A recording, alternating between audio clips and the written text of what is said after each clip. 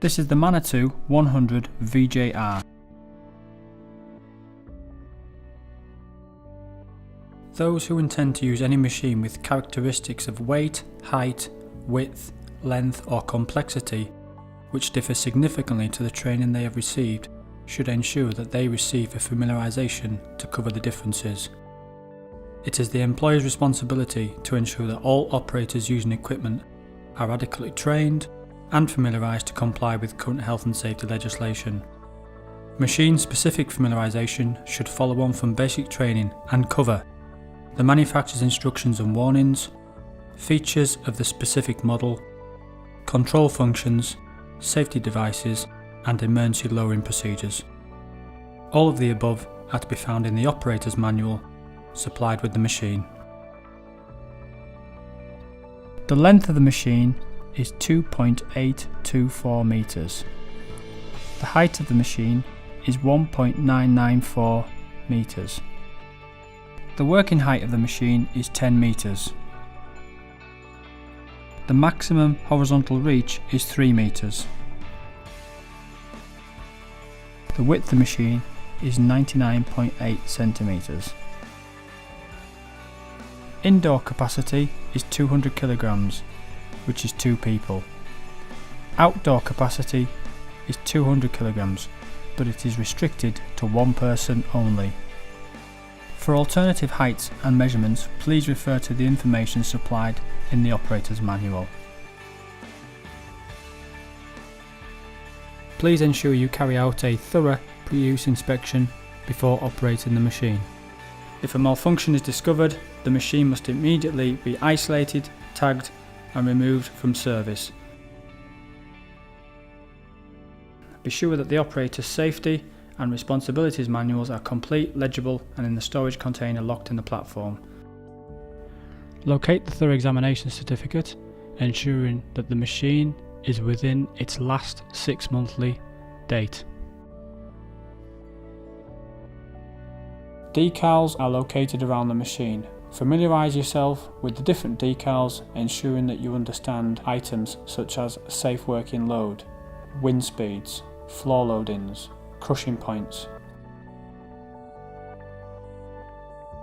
Check for hydraulic oil leaks and proper oil levels. Check for battery fluid leaks and proper fluid levels. Before checking any batteries, ensure that you are wearing the correct personal protective equipment. Check the following components or areas for damaged, improperly installed or missing parts and any unauthorised modifications. Electrical components, wiring and electrical cables, hydraulic hoses, fittings, cylinders and manifolds, tyres and wheels, drive and turntable motors and drive hubs, wear pads, rotation sensors, steer and axle sensors, alarms and beacons, nuts, bolts and other fasteners, platform entry mid-rail, lanyard anchorage points.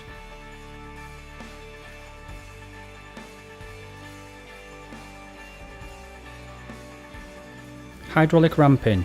Your machine may have hydraulic ramping built into it by design. This means that the machine may not stop immediately when a controller is released. Function tests. These are designed to discover any malfunctions before putting the MEWP into service. You must follow the step-by-step instructions to test all MEWP functions. If you do find a fault, isolate, tag and report the machine. Do not attempt any repairs to the machine. At the ground controls. Number 1. Ground or platform control key operated selector switch. 2. Mast elevation or turret left hand rotation or jib elevation control button. 3. Mast lowering, turret right hand rotation or jib lowering control button. 4. Jib selection button. 5. Turret rotation selection button. 6. Mast selection button. 7. Tilt indicator light. 8. Overload indicator light. 9. Battery charge indicator and access platform hour meter. 10. Machine fault indicator light. 11. Emergency stop and or battery cut-off button. 12. Flashing light. This is optional. 13. Tilt sensor. 14. Horn. At the platform controls. 15. Emergency stop button. 16. Overload indicator light. 17. Tilt indicator light. 18. Horn button. 19. Toggle switch for steering. 20. Travel control button. 21. Turret rotation, mast elevation and lowering control button. 22. Jib elevation and lowering button. 23. Vibrating buzzer. 24. Safety harness and lanyard attachment point. 25. Reset button for the safe man system.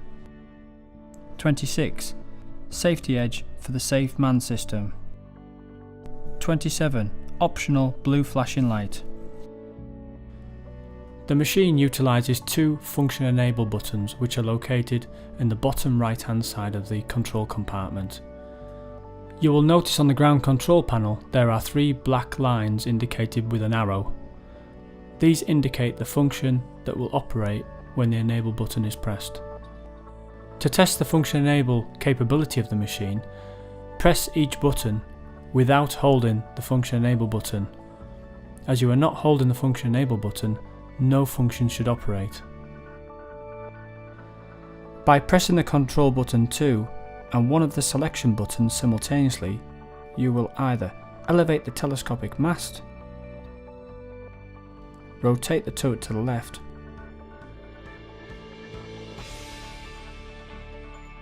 or elevate the jib. By pressing control button 3 and one of the selection buttons simultaneously, you will either lower the telescopic mast, rotate the turret to the right, or lower the jib.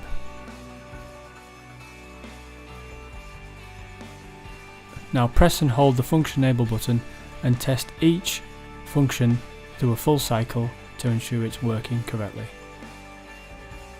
To test the tilt sensor, place the platform on flat level ground. Ensure the key switch is in the ground position. Press the press to test button. The buzzer should sound and the warning light should now come on. During the test, if the buzzer remains silent and the warning light does not come on, isolate, tag and report the machine. Do not attempt any repairs to the machine. At the ground control, turn the key switch to the platform position. Climb into the platform and attach your carabiner to the anchorage point inside the platform. The platform controls use a single joystick to manipulate all movements. The joystick is proportionally controlled and will respond to your input. The joystick is essentially controlled by the three enable buttons located to its left. Pressing the function enable button will transfer the function to the joystick.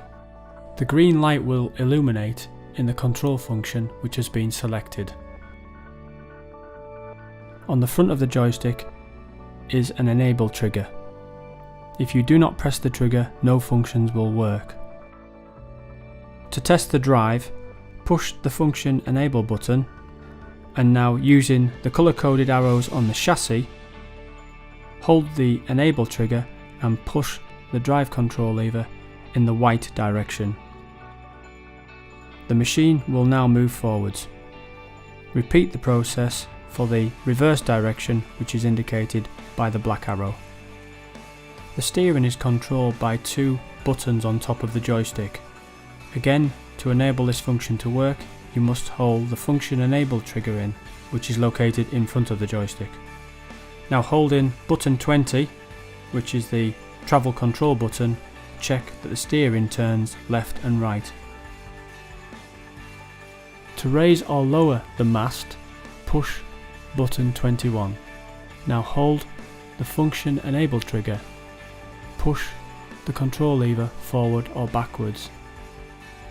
To rotate the turret left or right, move the joystick in the corresponding direction.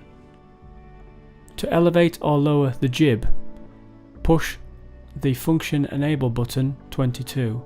The light will now illuminate.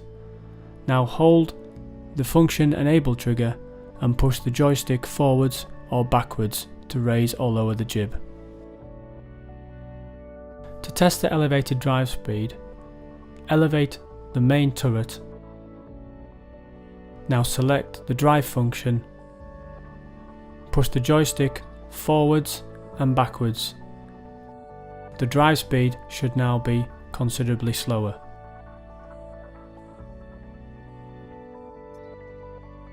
The Safe Man System option is a safety system that cuts off all controls from the platform when activated by the user in the platform.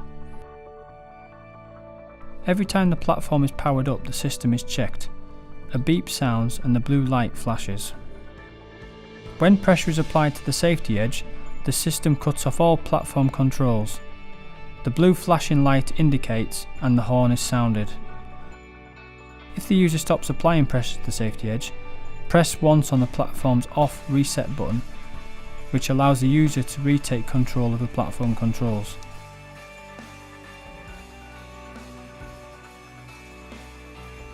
If an accident or breakdown occurs making the electrical control box unusable, the machine is provided with systems for making the movements manually. Open the turret covers and follow the procedures indicated on the decals located inside. To lower the telescopic mast, locate the control valve on the manifold. Now turn the control valve anti-clockwise until it won't turn any further. Now walk around to the other side of the machine, and located near to the tilt alarm you will identify a black button. Press and hold the black button and the telescopic mast will now lower. To lower the jib, turn the valve on the top of the jib anti-clockwise. Find and locate the valve underneath the canopy. Turn this valve clockwise. The jib should now lower. To reset, turn the valve in the canopy anti-clockwise and turn the jib valve clockwise. To rotate the turret, open up the canopy. Find the emergency lowering handle located between the battery bank and the counterweight. Insert the emergency lowering handle into the location point. Push the black button and rotate the valve clockwise. Now push the emergency lowering handle up and down. To secure the machine, ensure that the machine is fully lowered. Both emergency stops are fully in and the key is turned to the off position and removed to isolate the machine.